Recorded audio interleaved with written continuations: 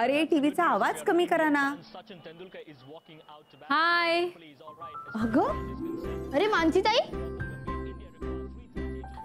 हाय. हे काय, तू एकटीच? ईशा कुठे आहे?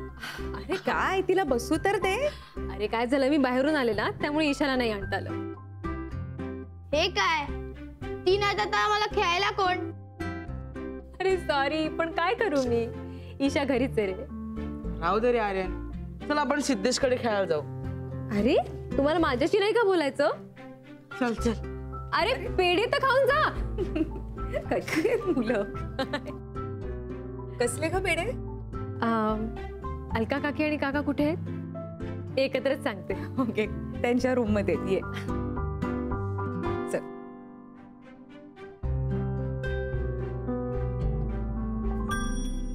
वहिनी पेढे घ्या.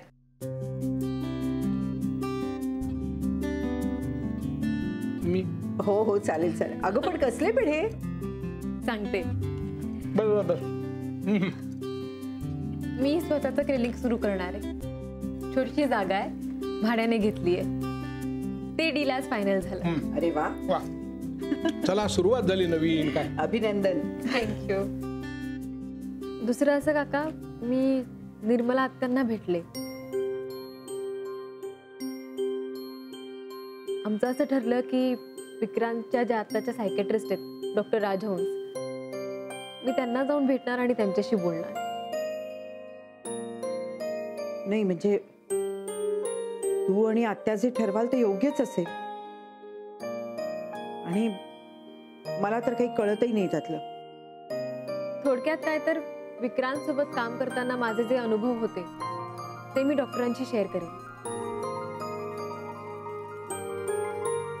त्याचा उपयोग ट्रीटमेंट मध्ये होऊ शकतो. हे करून बघायला हरकत नाही. राईट. आपण वेगवेगळे प्रयत्न करत राहायचे. कशाला यश येईल सांगता येणार नाही. अलका काकी, नक्की मिळणार. तुम्ही निराश नका होऊ.